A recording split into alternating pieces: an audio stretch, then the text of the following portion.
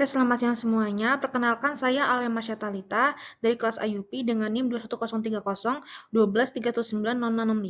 Pada kesempatan kali ini saya akan membahas buku Clean Up Production Towards Better Future pada chapter 6 dengan judul Clean Up Production Tools and Environmental Management Practices. Yang pada chapter 6 ini itu membahas mengenai konsep clean production, alat-alatnya, recycle, reuse, hingga pendekatan modern. Selanjutnya dalam overview, jadi clean up production ini diterapkan dalam sistem industri modern untuk mengurangi dampak lingkungan secara menyeluruh dan tidak hanya berfokus pada pengolahan limbah di air, tapi juga pendekatan preventif atau pencegahan pencemaran lingkungan dari awal, yang dimulai dari perancangan, pemilihan bahan baku, proses produksi, hingga pengelolaan produknya. Selanjutnya saya akan membahas mengenai CP Tools atau Cleaner Production Tools, di mana yang terdapat pada diagram ini.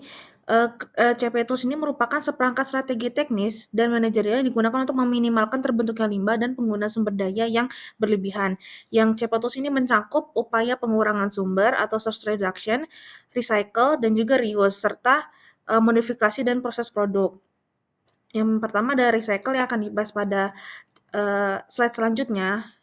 Lalu yang kedua ada source reduction, di mana yang merupakan strategi yang berfokus pada cara produksi suatu produk, bukan pada produk itu sendiri. Source reduction ini dilakukan melalui praktik good housekeeping, seperti perawatan peralatan yang baik, pengaturan kerja yang efisien, pengelolaan bahan baku dan utilitas secara disiplin dan teratur, serta pengendalian proses yang optimal. Nah, di sisi lain, perubahan proses ini atau proses change ini dilakukan jika suatu proses belum optimal. Hal ini untuk menghemat sumber daya dan mencegah terbentuknya limbah berbahaya.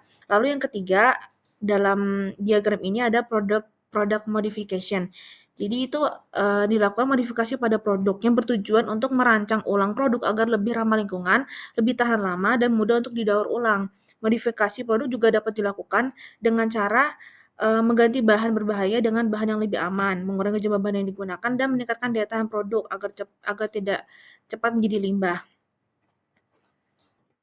Selanjutnya saya akan membahas lebih banyak mengenai recycle. Jadi recycle itu sendiri merupakan atau daur ulang yang merupakan proses pengolahan kembali material sisa atau produk yang telah digunakan. Dapat dimanfaatkan kembali sebagai bahan baku baru. Yang dalam clean production recycling ini bukan sekedar proses pengolahan limbah, tapi bagian dari strategi pengolahan sumber daya yang bertujuan untuk memperpanjang siklus hidup material. Yang secara hierarki, recycle ini ditambahkan setelah source reduction dan juga reuse, yang artinya recycling ini dilakukan ketika reduksi di sumber dan penggunaan ulang sudah tidak dimungkinkan. Untuk klasifikasi recycle sendiri itu ada 3 jenis, itu downcycling yang merupakan bentuk recycling di mana kualitas material hasil daur ulang tuh lebih rendah dibandingkan materi awalnya. Lalu ada recycling sejati atau closed loop recycling yang merupakan proses daur ulang yang mempertahankan kualitas material. Dan yang ketiga ada upcycling yang merupakan proses daur ulang yang meningkatkan nilai guna dan nilai ekonomi material, di mana limbah ini akan diubah menjadi produk yang kualitasnya lebih tinggi dan memiliki nilai jual yang lebih tinggi. Lalu peran recycling dalam ekonomi sirkular itu, recycling menciptakan peluang usaha dan menciptakan lapangan kerja baru, dimulai dari sektor pengumpulan, pemilahan, pengelolaan, hingga pemasaran produk. Selain itu, recycling ini membentuk rantai nilai baru dalam sistem ekonomi sirkular, yang berkontribusi terhadap pertumbuhan ekonomi berbasis keberlanjutan. Yang dalam ekonomi sirkular ini mengedepankan prinsip ambil, buat, pakai, olah, kembali pakai lagi. Dan recycle ini berfungsi untuk menutup siklus material agar tetap berada di dalam sistem ekonomi yang selama mungkin. Dan dengan kita melakukan recycle pada material ini, kebutuhan terhadap bahan baku primer dapat dikurangi dan memperkuat efisiensi penggunaan energi. Selanjutnya mengenai recycling policy, jadi peran pemerintah terhadap kebijakan-kebijakan recycling ini, di mana dalam kerangka clean production, kebijakan pemerintah ini berfungsi sebagai pendorong transisi dari sistem produksi yang linear menuju ke sistem produksi yang sirkular atau berkelanjutan. Pemerintah menentukan prioritas pengelolaan limbah, terus juga menetapkan target pengelolaan sampah, serta mengarahkan peran sektor industri. Selain itu juga pemerintah juga berperan sebagai pengawas melalui sistem monitoring dan evaluasi. Selanjutnya, kebijakan pemerintah juga terdapat tantangan, di mana tantangan pada kebijakan ini dapat menyebabkan distorsi pasar dalam berbagai bentuk yang muncul karena perusahaan ini memiliki tingkat kesiapan yang berbeda dalam menghadapi perubahan kebijakan, sehingga pembuat kebijakan ini harus berhati-hati agar tercipta transisi yang halus antara kondisi yang lama dengan kondisi yang baru. Selanjutnya untuk regulasi mengenai recycling, itu regulasi ini menetapkan, apa yang boleh dan tidak boleh dilakukan oleh industri dan masyarakat dalam pengelolaan limbah, yang dalam konteks recycling ini mencakup kewajiban pemilah limbah sejak dari sumber, pembatasan pembuangan limbah ke TPA, kewajiban pengelolaan limbah sebelum dibuang, serta kewajiban produsen untuk ikut bertanggung jawab terhadap produk yang dihasilkannya. Prinsipnya ini dikenal sebagai extended producer responsibility, di mana produsen tidak hanya bertanggung jawab pada tahap produksi, tapi juga pada tahap pasca konsumsi produknya. Insentif ekonomi recycling, di mana terdapat kebijakan pengurangan pajak. Kebijakan berpengaruh terhadap perilaku industri, di mana kebijakan ini mampu mendorong perusahaan untuk berinvestasi lebih besar dalam inovasi dan teknologi ramah lingkungan, yang termasuk teknologi recycling ini. Hanya itu pemberian, subsidi. Subsidi ini tuh bertujuan untuk mengurangi beban biaya awal perusahaan agar tidak ragu untuk beralih ke sistem yang berbasis recycling. Selanjutnya, recycling in practice atau contoh-contohnya itu ada, eee, e-wasting recycling atau untuk limbah-limbah elektronik, di mana, satu jenis elektronik ini menjadi satu jenis limbah yang pertumbuhannya paling cepat di dunia modern.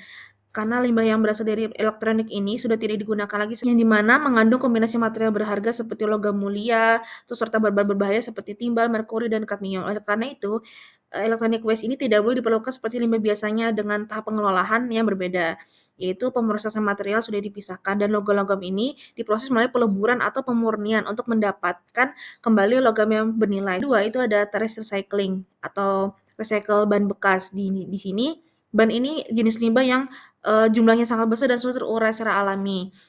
Karena bahan ini memiliki karakter elastis dan kuat dan tahan terhadap degradasi lingkungan. Tes recycling ini dilakukan melalui proses pencacahan bahan menjadi potongan yang lebih kecil, yang kemudian potongan ini akan dimanfaatkan kembali dalam berbagai aplikasi seperti campuran aspal, bahan lapangan olahraga, alas peredam getaran, serta bahan baku untuk produk karet lainnya. Contoh yang ketiga itu adalah plastik recycling, dan plastik ini juga yang tidak dikelola itu juga dapat menumpuk di TPA, mencemari sungai, dan juga bermuara di laut. Nah, contoh-contoh plastik itu seperti PET, HDPE, PVC, LDPE, PP, dan PS.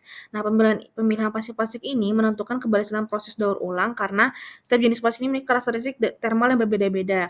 Nah, setelah dipilah, plastik ini bakal melalui proses pencucian, pencacahan, dan peleburan. Nah, biji plastik ini kemudian akan digunakan kembali sebagai bahan baku pembuatan produk baru. Selanjutnya saya akan membahas lebih lanjut mengenai reuse. Nah, reuse sendiri ini merupakan eee, didefinisikan sebagai kegiatan yang digunakan kembali pada suatu produk atau komponen untuk fungsi yang sama dengan tujuan awalnya, tanpa harus ada melalui proses pengelolaan material terlebih dahulu seperti recycling.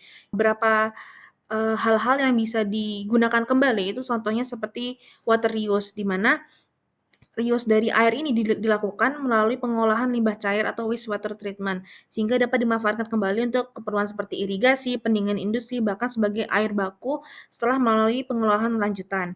Nah, proses pengolahan air limbah ini ada 3 tahap utama, yaitu penghilangan padatan tersuspensi, sedimentasi primer, dan pengolahan biologis yang mampu menurunkan BOD sekitar 95%.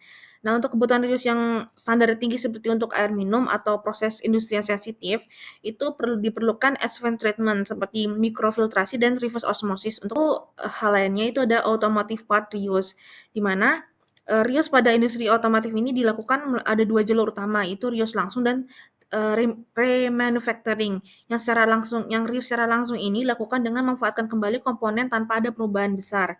Sedangkan remanufacturing itu melibatkan proses pemulihan sehingga komponen, yang memiliki setara dengan produk baru. Contoh, yang dapat digunakan kembali itu WEEE atau Waste from Electrical and Electronic Equipment, di mana memperpanjang usia pakai dari peralatan elektronik dan menunda pelepasan zat berbahaya ke lingkungan. Terus pada WEEE ini dilakukan dengan menggunakan kembali perangkat yang masih berfungsi atau, pengambilan komponen bernilai dari perangkat-perangkat yang sudah rusak untuk digunakan di peralatan lain. Ada tantangannya di mana terdapat, percepatan inovasi teknologi menyebabkan perangkat, seperti menjadi cepat usang meskipun masih berfungsi dengan baik. Selanjutnya, mengenai circular economy, merupakan model ekonomi baru yang beroperasi secara sistem tertutup atau closed loop, yang bertujuan meminimalkan konsumsi material baru dan kehilangan energi melalui inovasi di seluruh rantai nilai produk yang dalam sistem produk dan materialnya tidak langsung dibuang setelah habis, tetapi dipertahankan nilainya dan kegunaannya selama mungkin melalui proses reduce, reuse, recycle, dan recovery yang merupakan prinsip dari circular economy ini. Nah, konsep circular economy juga menekan bahwa produk itu harus dirancang sejak awal hingga mudah diperbaiki, digunakan kembali, dan didaur ulang. Ini berbeda dengan ekonomi linier yang cenderung mengikuti pola ambil, buat, pakai, buang. Lalu yang terdapat pada gambar di sini, di gambar 6.13, yang menunjukkan bahwa bagaimana suatu sistem produksi dan konsumsi dapat dibuat secara sirkular sehingga limbah ini dapat diminimalkan dan nilai material dapat dipertahankan selama mungkin. Dan sistem ini akan membentuk closed loop. Prosesnya dimulai dari penggunaan bahan baku, kemudian masuk ke tahap desain. Nah, tahap ini akan dirancang agar mudah diperbaiki, digunakan kembali, dan didaur ulang. Nah, setelah diproduksi dan didistribusikan, produk ini dapat digunakan oleh konsumen, yang nilainya itu dapat diperpanjang masa pakainya melalui kegiatan reuse dan repair. Nah, ketika produk itu sudah tidak bisa digunakan lagi, tidak langsung dibuang, melainkan dikumpulkan dan diproses kembali melalui daur ulang atau recycle atau remanufacturing. Tujuan utama dari circular economy ini adalah untuk memutus keterkaitan langsung antar pertumbuhan ekonomi dengan peningkatan eksploitasi sumber daya alam, di mana circular economy ini mencoba mengubah paradigma dengan cara mengoptimalkan penggunaan sumber daya yang sudah ada melalui pemakaian yang berulang.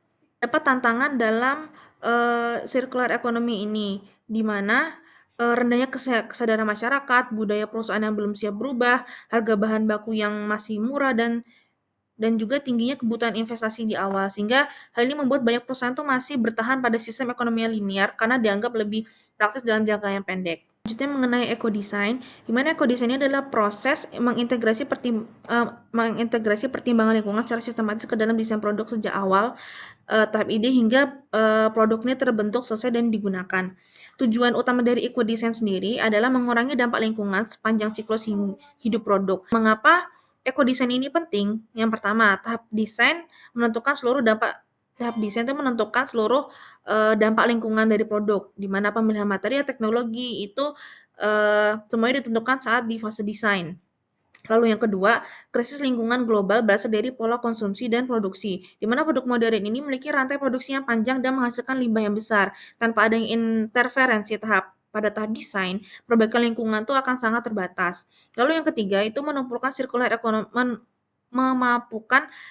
economy, di mana ekodesign ini dapat memungkinkan reuse, repair, remanufacture, dan recycle. Tanpa ekodesign ini, circular economy tidak bisa berjalan dengan optimal. Lalu yang keempat, itu edukasi konsumen, di mana produk ekodesign ini memberikan contoh tentang bagaimana perilaku konsumsi lebih baik bisa diterapkan dalam kehidupan sehari dan berkepanjangan. Prinsip dari ekodesign itu sendiri itu menganalisis seluruh tahapan siklus dengan mencari titik optimasi terbaik dengan mengurangi input dan memaksimalkan output. Nah, manfaat dari ekodesign sendiri itu penghematan material, di mana produknya akan lebih awet dan dapat digunakan kembali. Sehingga perusahaan ini butuh lebih sedikit material baru dan mengurangi eksploitasi alam. Yang kedua, itu penghematan energi. Ketiga, itu efisiensi transportasi. Karena materialnya dikit, maka transportasinya berkurang. Lalu yang keempat, itu pengurangan limbah, di mana produknya tidak langsung dibuang, banyak bagian yang dapat dipakai kembali atau dapat didaur ulang. Namun, di balik manfaat ini terdapat tantangan dari ekodesign itu sendiri, di mana kurangnya pemahaman produsen dan konsumen, sehingga banyak yang menganggap ekodesign ini sulit dan mahal. Yang kedua, kurangnya data lingkungan, yang membuat desainer ini nih ragu mengambil keputusan. Lalu yang ketiga itu kurangnya pelatihan dan interdisciplinarity. Lalu yang keempat, tools eco-design yang sering dianggap rumit dan tidak praktis. Lalu ada beberapa eco-design tools, itu ada kualitatif, itu cepat digunakan namun tidak menghasilkan angka yang spesifik. Lalu untuk semi kuantitatif itu menggabungkan rating dan kategori. Sedangkan tools kuantitatif ini membutuhkan data tapi hasilnya sangat akurat. Sekian dari bab saya mengenai bab 6 ini. Maaf bila ada kesalahan kata. Terima kasih. Wassalamualaikum warahmatullahi wabarakatuh.